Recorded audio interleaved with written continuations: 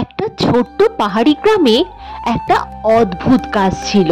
সেই গাছটা নাকি ফিস ফিস করে কথা বলতে পারত আর সবার মনের ইচ্ছে পূরণ করতে পারত।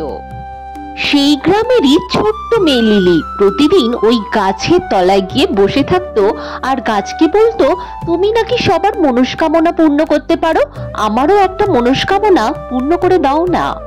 এরপর একদিন হঠাৎই জঙ্গলটি ঝলমলিয়ে ওঠে আর গাছটি ফিসফিসে কথা বলে ওঠে। গাছটি বলে ওঠে, লীলা, তুমি তো সবার মনের কথা জানতে চাও, তাই না?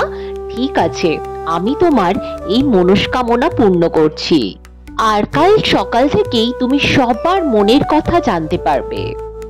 এই কথা শুনে লিলি খুব খুশি মনে বাড়ি ফিরে আসে আর পরের দিন সকালে আনন্দে নাচতে নাচতে রাস্তায় বের হয়, কারণ সে জানতো আজ থেকে সে সবার মনের কথা জানতে পারবে। কিন্তু তার সেই আনন্দ কিছুক্ষণ পরেই দুঃখে বদলে যায়, কারণ সে প্রতিবেশীদের মনের কথা জানতে পারছিল। সে সেদিনকার প্রথম জানতে পারে যে তার কিছু প্রতিবেশী তাকে একদমই পছন্দ করে না। এরপর সে তার বন্ধুদের কাছে দেখা করতে গেলে তার কিছু বন্ধু তাকে দেখে মনে মনেই বিরক্তি প্রকাশ করে। সেটা দেখে বা সেটা জানতে পেরে সে খুব কষ্ট পায়। স্কুলে গিয়ে সে জানতে পারে তার শিক্ষিকা তাকে মুখের ওপর ভালো ছাত্রী বললেও মনে মনে তাকে মোটেও ভালো ছাত্রী বলে মনে করে না। এরপর লীলা কাঁদতে কাঁদতে সেই গাছটার কাছে দৌড়ে যায় আর গাছটাকে বলে, আমার উইশ তুমি ফিরিয়ে নাও, আমার এরকম উইশ চাই না, আমার লোকের মনের কথা জানতে পেরে খুব কষ্ট হচ্ছে।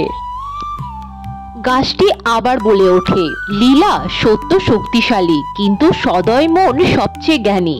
মানুষ সবসময় ভালো ভাবনা ভাবে না, মাঝে মাঝে ভয় বা রাগ থেকে কথাগুলো আসে। সবার ভাবনা শোনাটা জরুরি নয়, বরং হৃদয় বোঝা অনেক বেশি গুরুত্বপূর্ণ।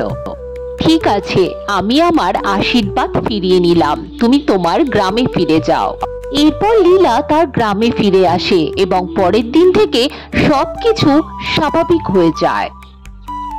আজকের এই ছোট্ট গল্প থেকে আমরা জানলাম, সত্য জানার চাইতে গুরুত্বপূর্ণ হচ্ছে সদয় মন আর সহানুভূতির চোখে দেখা।